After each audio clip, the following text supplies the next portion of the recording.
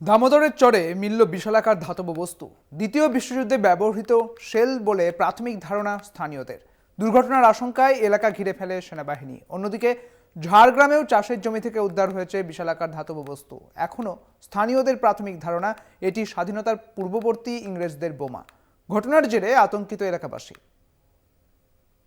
বিশালাকার ধাতব বস্তুর আতঙ্ক বাঁকুড়ার সোনামুখীর মনুই গ্রামের দামোদরের চরে। স্থানীয় সূত্রে খবর, এদিন এলাকাবাসী নদীর চরে ওই ধাতব বস্তুটি দেখতে পান।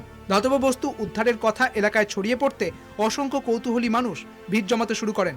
পরবর্তীতে খবর পেয়ে সোনামুখী থানার পুলিশ ঘটনাস্থলে পৌঁছায়। দুর্ঘটনার আশঙ্কায় তড়িঘড়ি বস্তুটিকে ঘিরে খবর দেওয়া হয় সেনাবাহিনীকেও। না সেরকম কিছু নয়, এটা বালি কাটা হয়েছিল, গর্ত ছিল, গর্ততে পাওয়া গেছে। যে ছেলে দুটো মাছ ধরছিল সেই ছেলে দুটোই তুলে দিয়ে এসছে। কি করে বুঝলেন যে এটা বোমা? ওটা আনুমানিক আমাদের একটা চিন্তা ভাবনা করে বলে যায়। না ওসব কিছু না, ওরকম চিন্তা ভাবনা আমাদের এই লোকালে কোনো ছেলে করেও না। অন্যদিকে ঝাড়গ্রামে গোপীবল্লভপুরে ভুলনপুরের চাষের জমি থেকে উদ্ধার বিশালাকার ধাতব বস্তু। উদ্ধারের পর বস্তুটিকে কোদাল দিয়ে আঘাত করার পর বোঝা যায় সেটি লোহার তৈরি। এলাকাবাসীর অনুমান, দীর্ঘ 20 বছর আগে ওই ধরনের একটি লোহার বোম পাওয়া গিয়েছিল ওই গ্রাম থেকে। সেই সময় সেটি রাজ্য পুলিশ প্রশাসন এবং বোম স্কোয়াডের সহযোগিতায় নিষ্ক্রিয় করা হয়েছিল। এটি সেই রকমই একটি বোমা। ঘটনার জেরে আতঙ্কিত বাসিন্দারা। ভয়ের চোটে অনেক চাষি জমি ছেড়ে পালায়।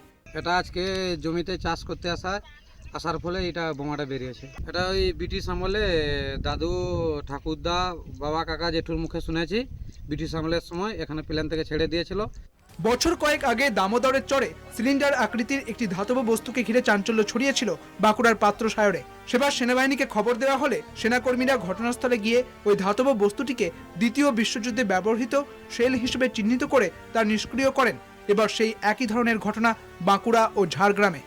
কলকাতা টিভি।